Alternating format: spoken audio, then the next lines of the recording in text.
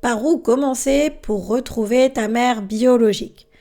Tu as grandi dans une famille d'accueil, tu as été adopté, ou tu ne connais tout simplement pas celle qui t'a donné la vie, mais tu as envie de la retrouver, peu importe les raisons, pour répondre à des questions, pour en savoir plus, pour connaître ton histoire, mais tu ne sais pas comment faire, tu ne sais pas par où commencer. Alors cet épisode est fait pour toi.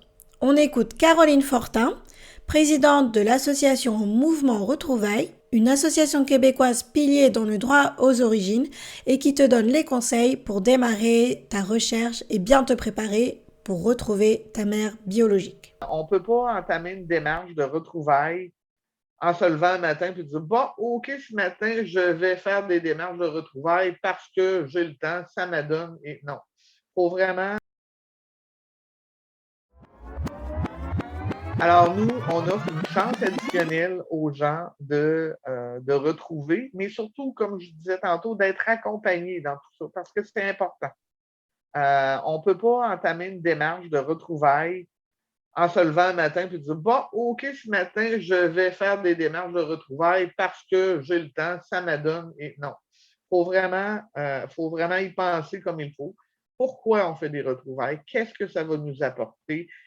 Est-ce qu'on est prêt? Est-ce que les gens autour de nous en sont conscients? Et bon, il faut vraiment faire un travail là-dessus. C'est sûr que viscéralement, la plupart des personnes adoptées ressentent ce besoin, mais il y en a plusieurs qui ne sont pas capables de mettre le doigt sur le pourquoi on agit comme ça, pourquoi on est. Mais souvent, c'est juste le fait d'être adopté et qu'il manque un petit morceau au casse-tête de notre vie, qui est le morceau le plus important les premières heures et les premiers mois de vie avec nos parents biologiques. Même si on a été adopté par les meilleurs parents du monde, ça n'enlève pas ce manque-là.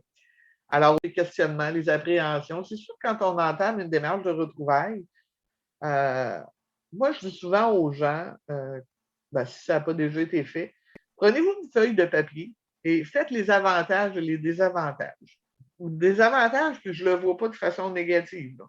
Mais est-ce que qu'est-ce que le fait de retrouver mes origines, ça va m'apporter ou qu'est-ce que ça ne me rapportera pas ou que ça va m'enlever? Et souvent, je dirais que les avantages sont beaucoup plus grands que les désavantages, mais c'est important de le faire. Ça nous aide aussi à vraiment cibler où est-ce qu'on est rendu dans nos démarches. Et vraiment prendre le temps aussi là, d'en parler aux autres, d'en parler à notre conjoint, nos enfants, nos familles. C'est sûr que des fois, pour en parler aux familles adoptives, il y a plusieurs personnes qui ont ce qu'on appelle un conflit de loyauté. Ce conflit de loyauté-là envers les parents adoptifs.